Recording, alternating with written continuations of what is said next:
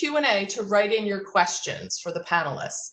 And then we're going to have some of our assistants help us read those off, pose those to the panelists. We'll close the meeting at the 30-minute mark, but we will keep it open for a few minutes more for those of you who would like to stay and continue asking questions. If you do need to communicate with us as panelists about a technical problem you're having or just a general comment, you can feel free to use the chat. Okay, so now I wanted to introduce our guests. We have with us today, we have Calvin Schwartz, and he is a very interesting person. He's an alumni of the School of Pharmacy, worked as a pharmacist for a number of years, and then has had a wandering career into journalism, being a novelist, being a professor of career explorations at Rutgers. And then we also have Dakota Verico. He is a student in the business school, and he and Calvin had connected online. We also have with us today Stacy Abruzzese. She's an administrative assistant in our Office of Undergraduate Education, as well as Nicole Gangino, who's also an administrative assistant, and they're going to help us out today with managing this webinar and helping to address your questions and concerns as we go. So welcome everyone, and Calvin, I'm gonna, can you unmute yourself and say hello? Turn on your camera. I don't see why my camera's not on. Can you hear me? Yes. So at the bottom of your screen, do you see a little black circle that looks like it has a video camera in it? No, that's not it. Move your mouse around there. Oh, okay. I think, did I just do it? Okay, I think I just did it. Ah, yes. Perfect. There we go. Okay, we got you. Okay. Hello. So why don't you start off by just telling us a little bit about yourself, and then Dakota, you can do the same, and then I'll let you guys kick it off from there. Okay. So first of all, real quick, I do have to I have to do a thank you. It's important. Of course, how I got here, how I arrived here. Of course, excuse me, I thank my family. Professionally, I thank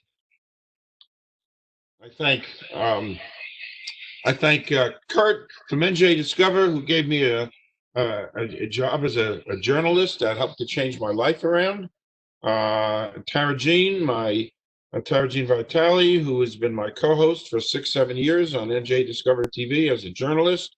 And then I thank you, Jennifer, because you brought me, as I said yesterday, to the mountaintop. You wondrously moved me to become a professor, teacher, lecturer at Rutgers University. So my career is it began at Rutgers College of Pharmacy, and I did that for 12 years.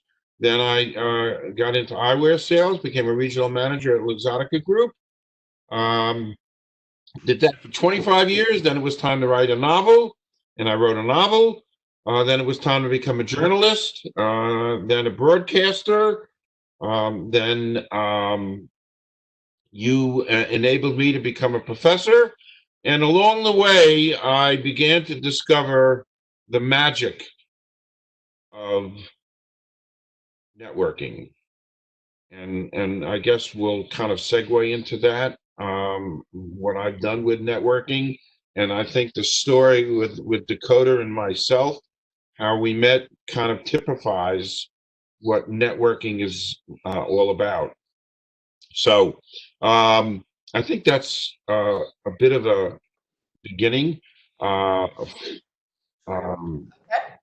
That sounds great. So Dakota, can you just tell us a little bit about yourself and how you came to Rutgers and what you're doing? Yeah. Well, thanks so much for sharing, Calvin. I just want to say it's great to be here today. Yeah, so I'm a freshman at Rutgers Business School. The reason I joined Rutgers is because of, well, the business school and the incredible network that Rutgers has. So I always knew that networking was super important when I was a kid, but didn't really have the ability to kind of make connections, make meaningful connections, especially with the people in my town because I grew up with them. I couldn't really meet new people.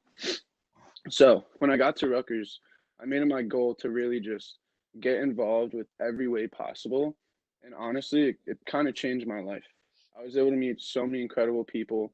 I got involved with the Rutgers Business School Alumni Association, Rutgers Innovation Committee. I got involved with a bunch of great networking events. I met so many amazing people. And actually, that summer before I came to Rutgers, I had an internship with a digital design firm. And that was when I got LinkedIn. And that was when I really kind of started to realize the power of networking. That's great. Later, I was able to meet Calvin. Yeah, that's why I'm here. That's great. That's really wonderful. So I did want to mention, so Calvin is a bit of an interesting networking phenomenon, right? Calvin is working as a journalist now and has a bit of time and has some unique goals that he wanted to pursue when connecting with folks on LinkedIn. So I'm going to let him talk about that, but I just want to point out that his particular approach is not necessarily exactly what we're expecting students to do. He plays a high volume game, which he'll talk to you about. But there are certain very important lessons that we'll summarize a bit more at the end that I think you can pull out of his experience and the way that he approaches networking online. And so Calvin, why don't you talk a little bit about how you network on LinkedIn and how you've approached Yes. it?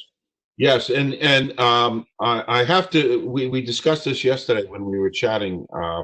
I am a living 6'5" asterisk, which means I'm very atypical. The whole networking experience. It's not in textbooks. It's an ongoing, developing venture with me. So I'll take you back to December 2018, and I was talking to my support staff, which consists of my son and my niece and my nephew and Jason. And these were all support staffs. These people were trying to tell me to think outside the box as far as social media.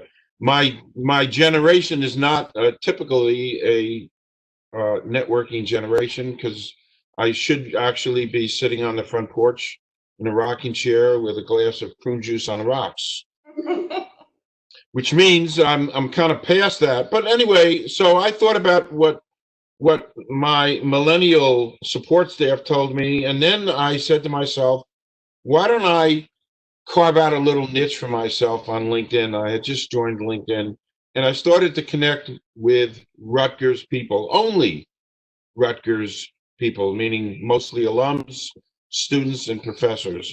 And after a couple of weeks, because I do have some OCD genetics, I then stepped up the process, and I started to really connect, and I joined LinkedIn.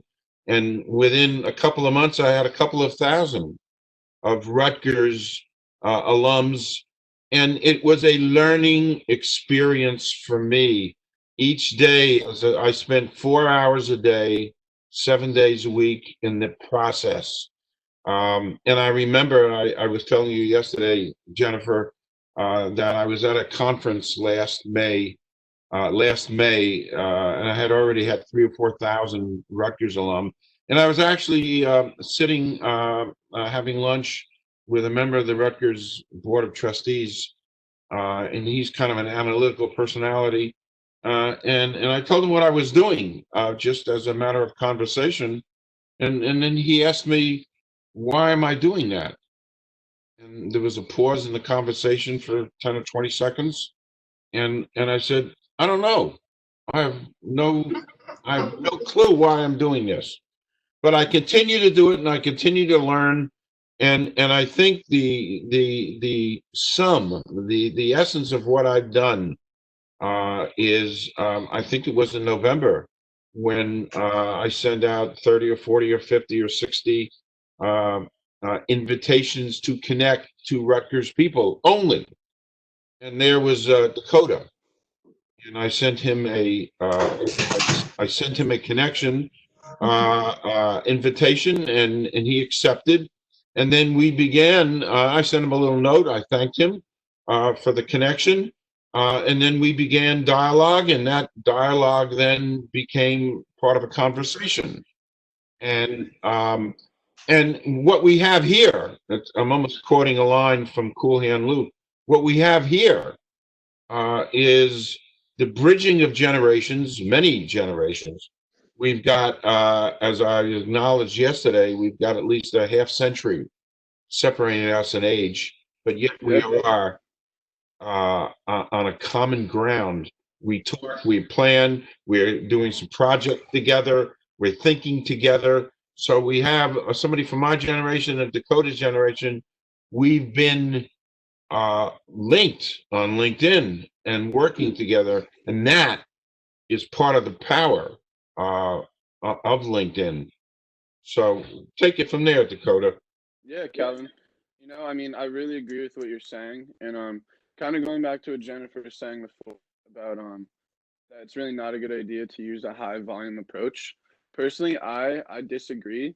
And I think students can find a lot of value out of using a high volume approach if they can change their mindset.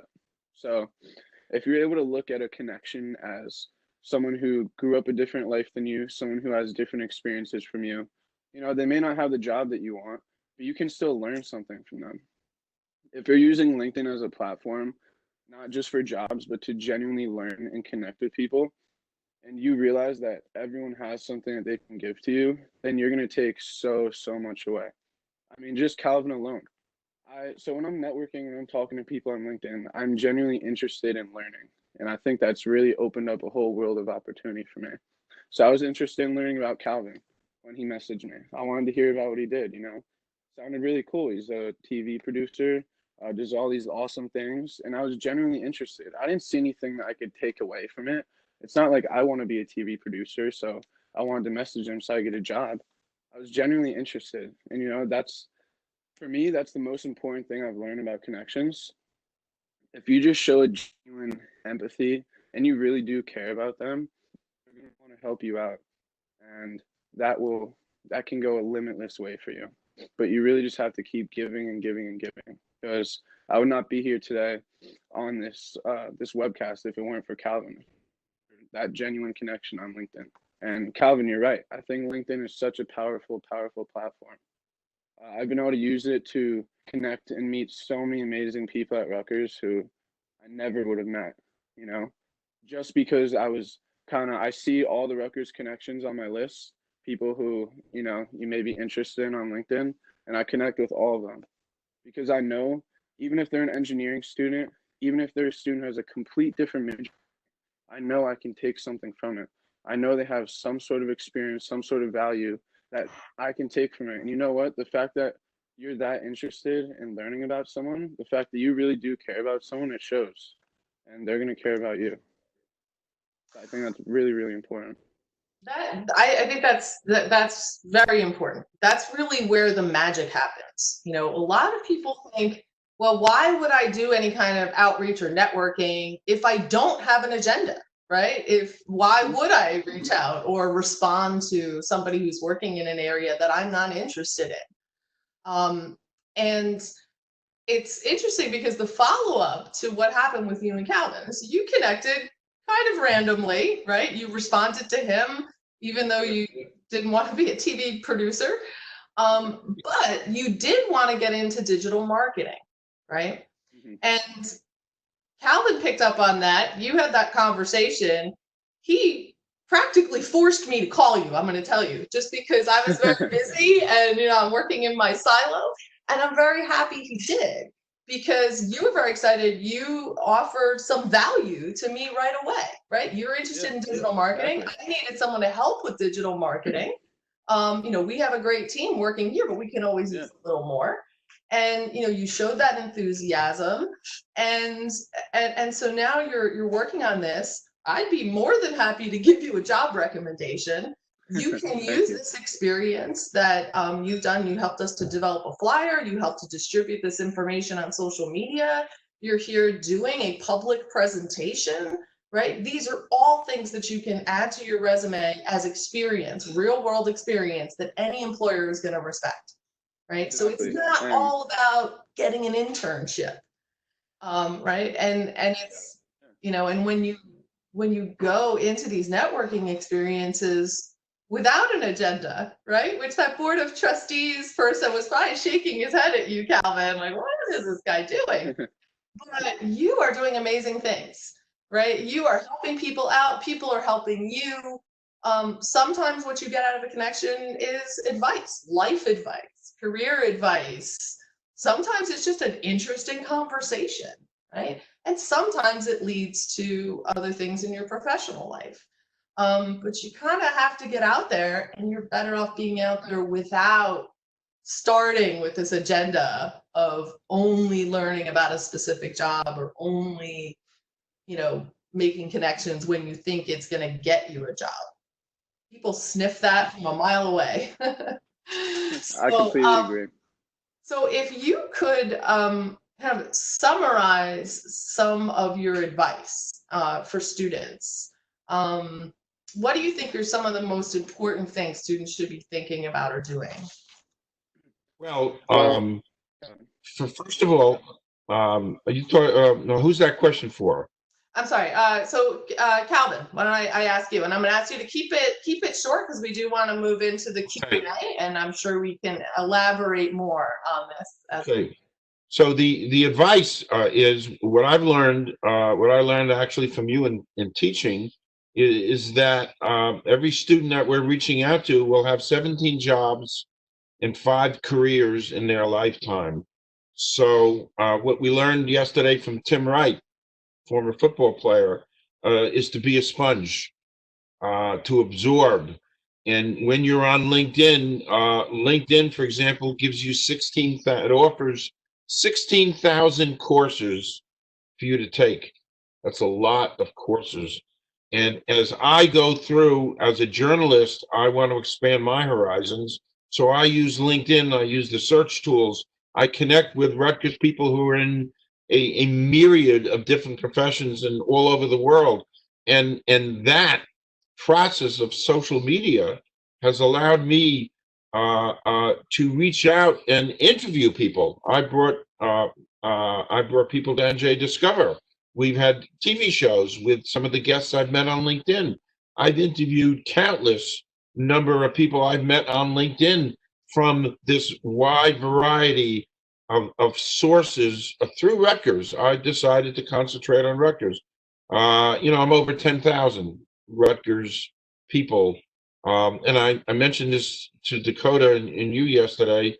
To have gotten that 10,000, I had to send out 100,000 invitations because 1 out of 10 accepts. So that's a lot of time, a lot of energy, but students can refine that and concentrate, do searches for Rutgers alum who are in the profession that they might be interested in now.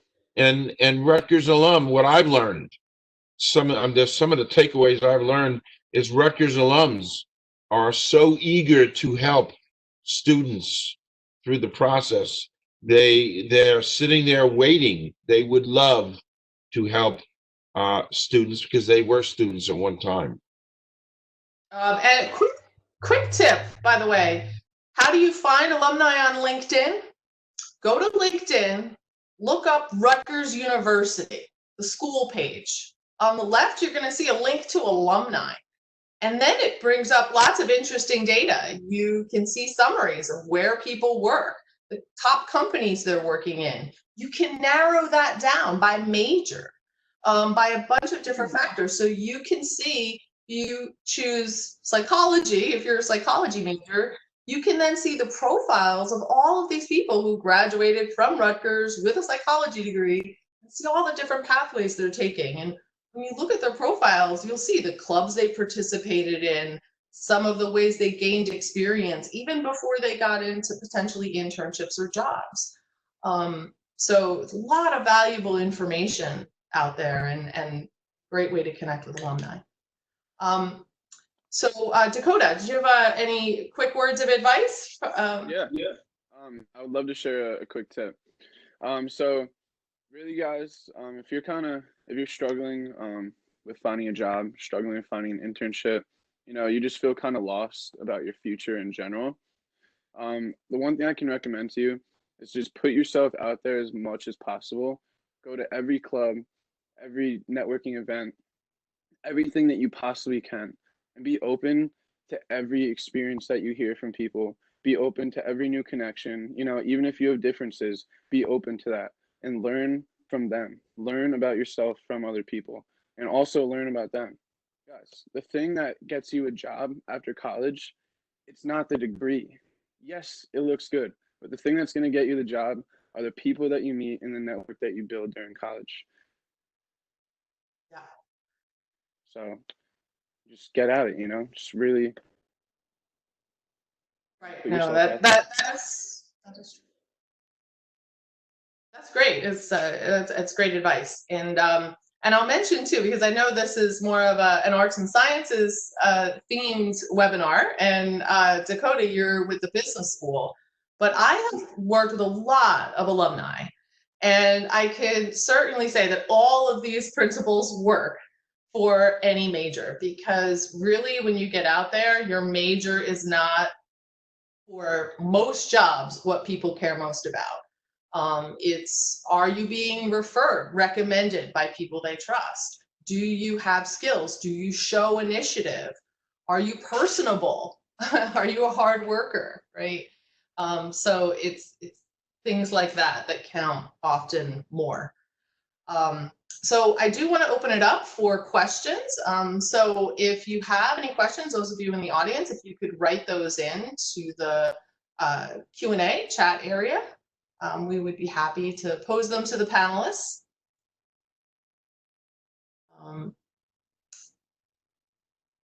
the meantime, I don't see any questions rolling in, so I'm gonna quickly summarize what I heard as some key points through this, and through some discussions we've actually had before on this.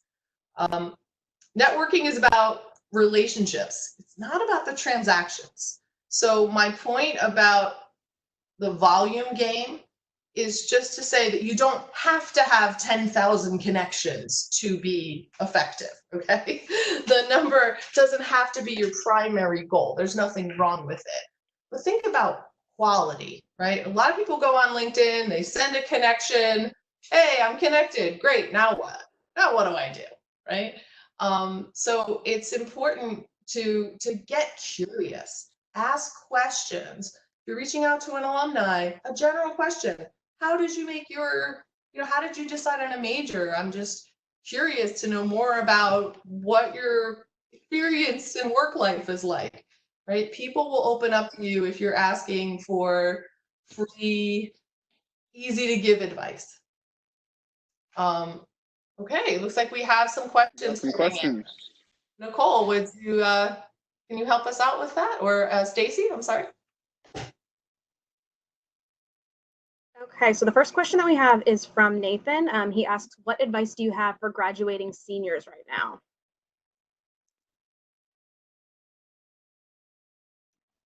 Okay, you want to take that, Jen?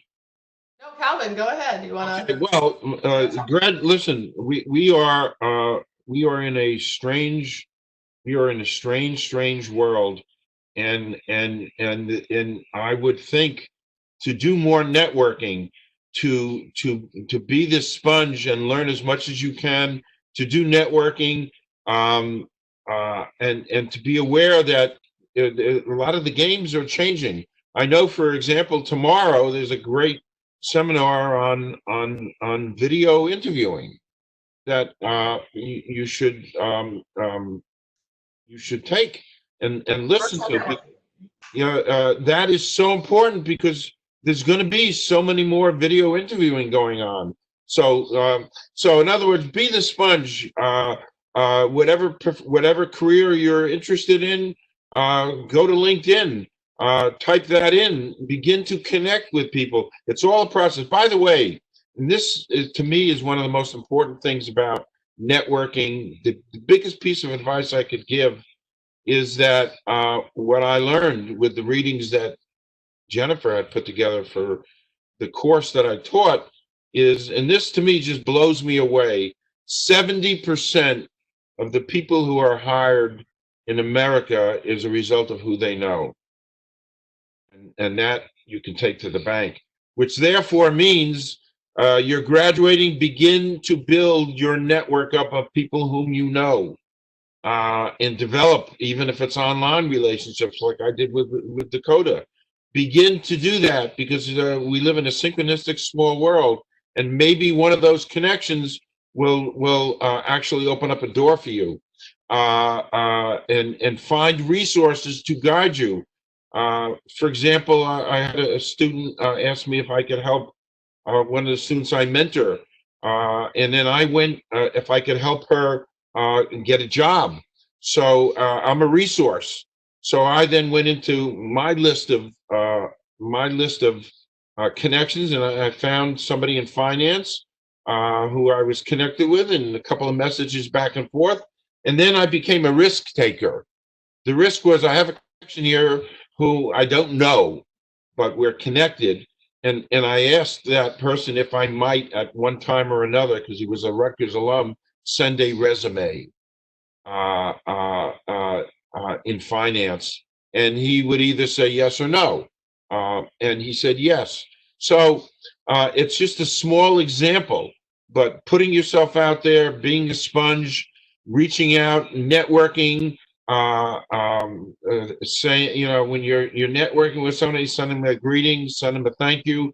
In other words, have all kinds of dialogue with somebody that you're networking with, because remember, 70% of the people who get hired as a result of who you know. Period. That's great. And a quick practical tip for engaging with people: practice a little bit of an elevator pitch. At a minimum, start to identify 2 or 3 things you're interested in, a general industry or area of work you're interested in. People can't help you if they don't know something about your interests and your strengths. Don't say I want a job at your company, but I'm interested in learning more about healthcare. What is it like to work in healthcare administration?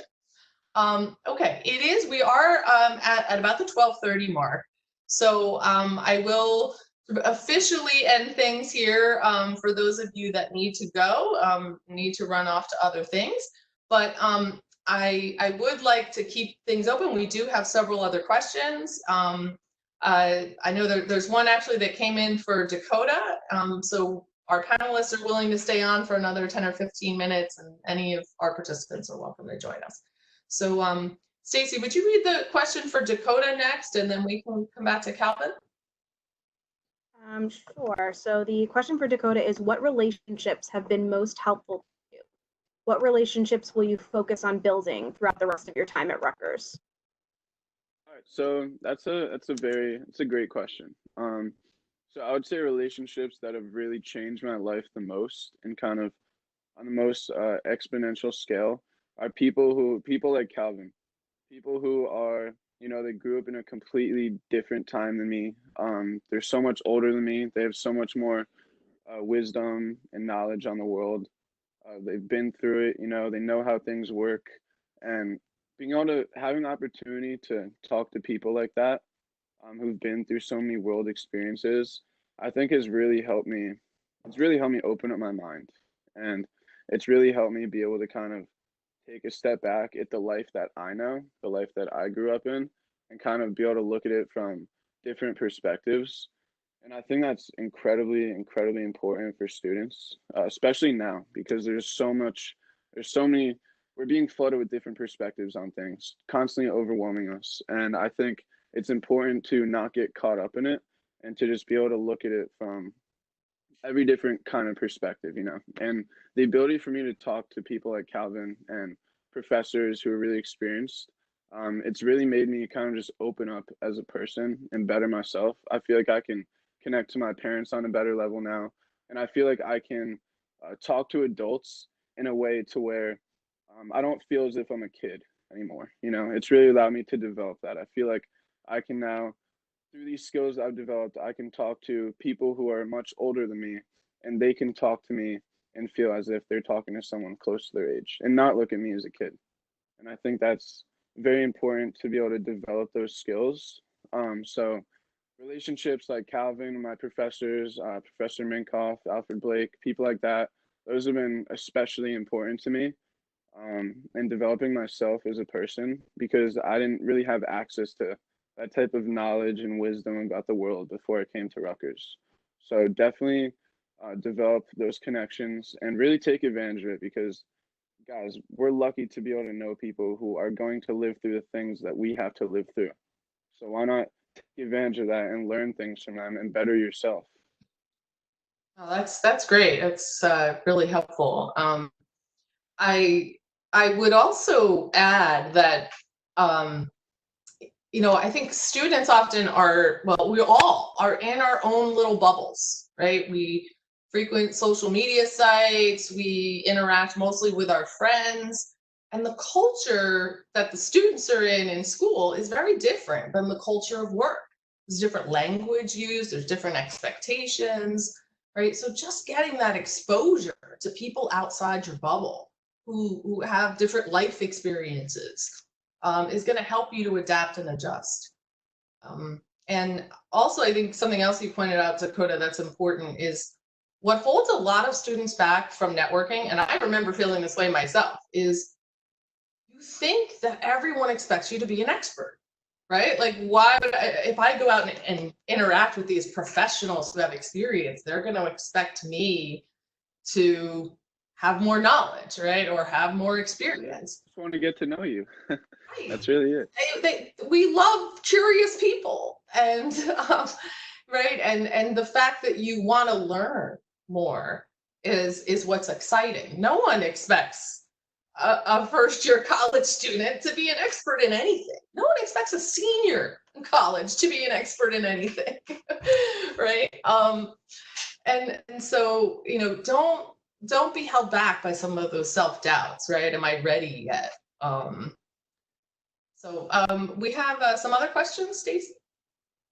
Yeah, so actually jumping back, this one's for Calvin and kind of goes back to what we were last talking about, is a question from Delilah. She asks, do you have any tips on how to start a conversation via LinkedIn as you create and build relationships? Well, it's a process. What I do is I reach out to, because I've selected Rutgers people. That's my thing. So I reach out and I send out invitations to connect with and it's funny, Dakota and I discussed this, and I've discussed this also with some of the students that I mentor. I say nothing on the front end. I just send out invitations to people to connect. And if I send out 110 people ultimately connect, and then I send them a thank you note, talking about Rutgers, thanking them, giving them a little bit of my background so that they know, I'm on campus 160 times a year. And that to me is the door opener. So if they take that thank you note and then respond, then I'll respond to them and we'll start talking about a wide variety of things. I got a kick out of this one. It's kind of timely. So I connected with a woman from upstate New York, a Rutgers grad. It turns out she's actually an administrator in a college in upstate New York. And her husband, as we speak, is an ER physician at RWJ Hospital, and he's on the. Anyway, we went back and forth and talked, and she would love to do more and get involved, and I'm going to interview her and her husband when I'm allowed out of my house, and that's dialogue, and that's process, that's finding points of interest. The other thing I do with everybody that, and this we learned, Jennifer, we were talking about this yesterday with Tom, and he's going to talk about that tomorrow, with everybody I connect with, and that's why I spend 4 hours a day doing this. I look at their background. I see everything about them. I see where they live, what they're studying, some of their hobbies, some of the groups they're in. And when I can find elements and points of commonality, then if a conversation is begun, then I'll bring that up, and that in some cases can become a focus point. If I see somebody is from Newark, well, I'm from Newark. Somebody went to Wheat Creek High School. I went to Wheat Creek. In other words, I'm looking at their backgrounds. I'm studying. It's just not random. Each person, and that's why I spend 4 hours a day doing this. But each person I find, and there's a dialogue and there's conversation. I look to see how I can enhance that conversation. So it's a process, and it's kind of a 50-50 process. If they're willing and I'm willing, and then we find areas of commonality. And I can't tell you how many times these things has led to cups of coffee at Henry's Diner, from these innocent little conversations. Has led to Henry's Diner and the cups of coffee. It's a wonderful tool that we have, i.e. LinkedIn. So that's what I do. That's great. Dakota, can you give us a little perspective on it? I mean, I know Calvin reached out to you, but you've done a lot of outreach to other people. What do you write in that first email when you reach out to someone? Give us an example. So what I do what Calvin does as well, and I do kind of obviously a little research. It doesn't take long, all you have to do is click on their profile, and I see maybe what school they went to. If they went to Rutgers, I'll start it off by asking them a question about that. Hey, great to connect with you. I'd love to talk about your time at Rutgers. Maybe if there's a job that they work at, hey, it's so great to connect with you. I'd love to hear more about how it's going for your job at Chase. You really have to ask people things that show that you're interested in hearing more about them.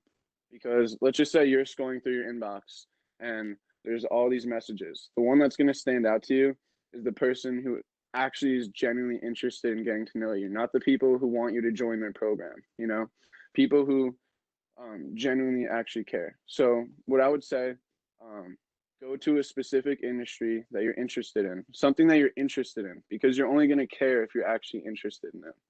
So find out what your passions are, find out what your job career is, or your potential both paths, whatever you want to do. And, just start messaging people and be genuinely want to know about them and genuinely be interested. And don't expect anything out of it. Don't expect a job out of it. Don't expect anything, because if you do, then they will know that, and it shows. Right. True genuineness shows, especially through a phone, even through a phone. I mean, even through the internet, you can just tell. And as Calvin was saying, it really is a 50-50 game. It really is about if both people want to put themselves in fully. Connections are a two-way street, and you really have to show that, and you have to provide value to people. And I think it's also very, very important to have a credible profile as well that highlights all of your experiences, highlights all your descriptions. And when you do that, you have to use, make sure you use specific data about what you've accomplished, because that actually shows recruiters and other people what you've done. Send emails for my boss every day versus send 200 emails every day using this program. It looks so much better to people, and that'll just help promote you and make people more likely to want to respond to you as well, because they want to get to know you too. Important point. Yeah, we actually work on that a lot in class, right? It's not what you say sometimes, it's how are you saying it, right? And you're giving them enough evidence that you can actually do a good job with whatever the task is. So do we have some other questions, Stacy? Yes, our next question is from Claudine. This is a question for Calvin. She asked, what was the reason for switching from pharmacy to journalism? Do we have a couple of hours to talk? It's interesting, and I think about that all the time. I went into pharmacy for all the wrong reasons. My my mother insisted I become a pharmacist because my cousins had gone to Rutgers and they were pharmacists. My uncle was a pharmacist. So even though I liked writing and history, I had no choice in the matter because this was the 60s and 60s were different. So I went to Rutgers Pharmacy and I did it. And actually, you can read about my exploits fictionally in my upcoming novel, which I talk about how I navigated through Rutgers College of Pharmacy, not loving the study of physics and organic chemistry. So I became a pharmacist, and I did it for 12 years, and then uh, I got a job. I decided to change careers because there was something inside me. And we talk about passion, finding your passions, and sometimes passions take years to discover. So I got a job, and I discovered that I like to talk to people, and I was a communicator. And I stayed with this company. It's the largest eyewear company in the world for 25 years, and I learned, and I worked for the richest Italian in the world. He's worth 30 billion, and I learned every day from Luxottica how to sell, how to communicate, how to be a leader, and then of course the industry was changing. So I realized that it's time now for me to write a novel. I wrote a novel, and this is an important, and I tell this all the time. When I finished writing a novel, I said to myself, why not, with the help and support of my wife, a lot of support, why don't I become a journalist? And this is the key to everything I'm saying here. Why not become a journalist? Why not take that writing energy and become a journalist? So, and here's what I said to myself, and I really said this. I said, I'm a Rutgers graduate, put 6 years into Rutgers. I can do anything I want to do. So why don't I become a journalist? And I swear I said that. I can do anything I want to do. Let me experiment and become a journalist. And that's how I got into journalism. Because I thought it would be a challenge. It would take some of the writing energies that I had and be able to explore the world. And now it's funny, most of my journalism now revolves around Rutgers and interviewing Rutgers people. I'm kind of carving out a niche for myself, but that's how it was a long journey, and it's a journey to finding your passion and your destiny, kind of. So that's how I did it.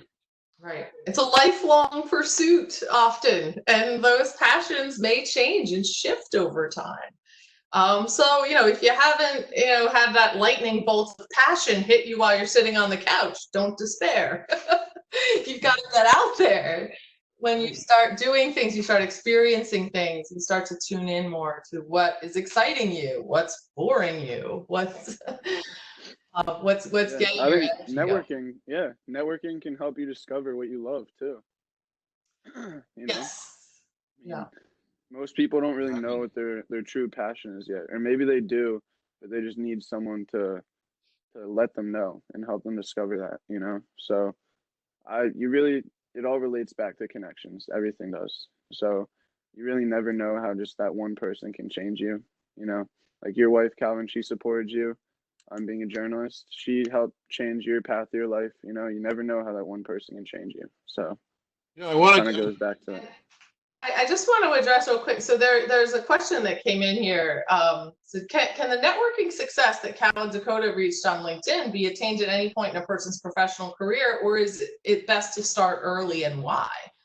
Calvin, I think you're a great example of you started a lot of this later, at least on the sort of the online networking piece, right? I certainly did as well. I was not an early networker. So. It can start at any age, and listen, I'm a septuagenarian, and I started doing active networking because I thought the networking could also enhance my journalism by meeting different people, and I'm trying to to fine tune my journalism. My journalism revolves around The people, because I'm work for njdiscover.com, and people can go check me out there, njdiscover.com. But I wanted to concentrate my journalism on the people who do the living and dying in New Jersey, and parenthetically at Rutgers. So I use the tools of networking to meet such a wide variety of Rutgers people that I've gone on to interview. And aerospace engineer, an advisor to Rutgers racing car team that I interviewed, a professor from the Brain Lab, a retiring professor. So I've used the tools of networking to reach out and gather up these people, and you can do that with whatever persuasion, whatever, by concentrating and networking with people in a broad area. It's virtually unlimited, what you could do that way. Great. So I want to respect people's time. So we're at about the 12:50 mark. So I see there's one other question here. I just want to quickly try to address, and feel free to weigh in, Dakota and Calvin, on this one, and then I think we'll wrap it up. I'm currently a senior working 2 jobs, and though I make connections in my current jobs, what are other ways I can connect and network? How do you kind of move out of that immediate circle comfort zone and get into these outer rings? Okay, so I mean, this all really relates back to LinkedIn. LinkedIn, it is such a powerful platform.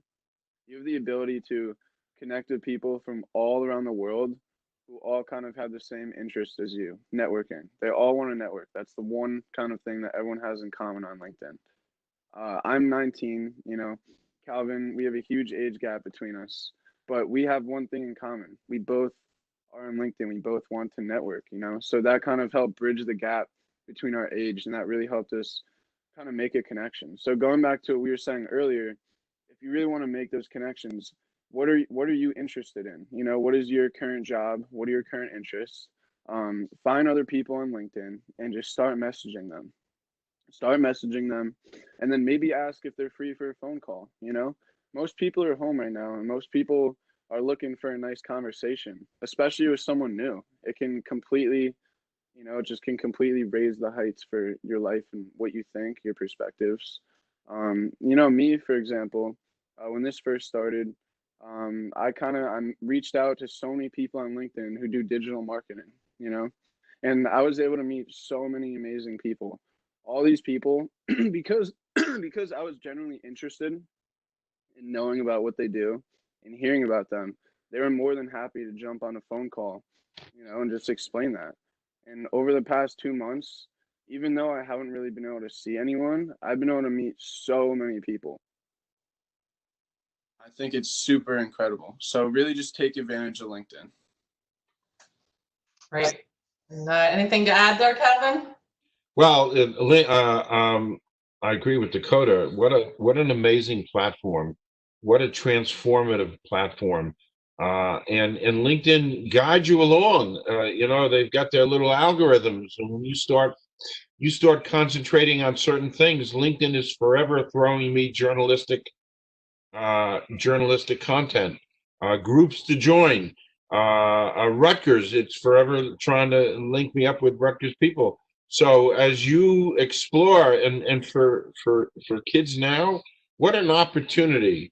You got to take the opportunity that you have. We're homeward bound for a while. So budget yourself an hour a day to explore the universe.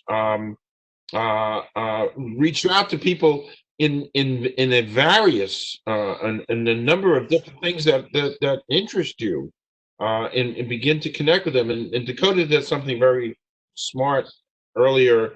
You need to also take advantage of your tagline and how to present yourself, how to market yourself, how to brand yourself. As you see, I wear a hat. I think branding is for me, it is such an important tool. We didn't talk about that, but branding, identifying yourself is such an important tool. And I've watched over the year with my 10,000 connections, as I brand myself, as I put myself out there, as I put content out there. Every time I try to be I try to be uniform, and this hat is worn all the time. It's who I am. A quick story, a transformative story, is a couple of years ago I went to the Garden State Film Festival, and I was a journalist and I was covering it. And Friday night of the Garden State Film Festival, there's a big cocktail party for actors, directors, uh, um, producers, money people, and I had a hat on, and a woman came over to me and asked if I was a Rutgers professor. And that's before I met you, Jen. And I said no, but I wish I was. And then another little technique that I used for years is, no matter whomever I'm talking with gets a business card. She got a business card. She gave me hers. A week later, she called me up, and she's actually the head of the Women's Health Institute at Rutgers Robert Wood Johnson Medical School. And she invited me to a lecture, then another lecture. And when the dust settled, all because of networking and branding, when the dust settled a few months later, I was on the advisory committee of the Women's Health Institute. So again, that's all part of the picture. Can I just add to that? So I met Calvin at a student alumni networking event. Just had a nice conversation. He gave me his card. 6 months later, I'm looking for a new professor for this course. Calvin pops into my head. I give him a call because he so impressed me with his networking knowledge, right? And he had a lot to share with students. So these random connections, right? You just have to kind of keep making them in as many areas of your life as you can, and eventually things will play out. So a couple of quick pieces of advice. I would say visit the Office of Career Explorations and Success website. They have templates for elevator pitches. They have concrete advice on how to brand yourself, how to build a LinkedIn profile. LinkedIn also has plenty of videos. There's lots of information out there on the internet on how to create an awesome LinkedIn profile. The course can help you with that. So take advantage of those resources to brand yourself well, and then just get over that self-doubt and start reaching out. Be curious. Don't have an agenda. Connect to people that you share a genuine set of interests with, whether they're personal interests or professional interests, and just practice talking about your professional interests. Not saying I want a job X, but I want to learn more about what it's like to work in X, or I want to learn more about what people with my major do for a living, right? Those are questions people love to answer, and they don't dread. So good luck out there. And I will say too that in this environment, in your journey towards purposeful work, networking is going to be so critical. Because just as Calvin's experience showed, when you want to move from one career to another, many people would have become a pharmacist and said to themselves, I'm stuck. I got a pharmacy degree, nothing else I can do. I'm stuck, right? Calvin didn't think that way. He thought, I'm a Rutgers grad. I can do anything I want. He started looking at what skills he had, what interests he had, and started connecting with people. That's how you get noticed. That's how you make these non-traditional career switches. So so keep that in mind. That's how you go off the map and find your way into purposeful work as your career develops. It's also how, if you're a senior and you're working in an unrelated job compared to something you want to do, it's those connections that are going to help you bridge that gap. Okay.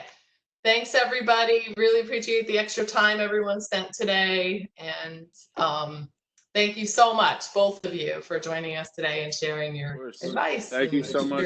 Yep. Calvin, thank you so much for giving me this opportunity. It's been awesome. It has been awesome. It will be recorded, and we'll have this up on the website, the SAS YouTube, and also on the Career Explorations website. All right. Awesome. Have a great day, Looking forward to everybody. seeing it. Perfect. guys. This was great. Okay. Bye-bye. This Thanks, was everyone. great. Have a great day. Take care. Okay.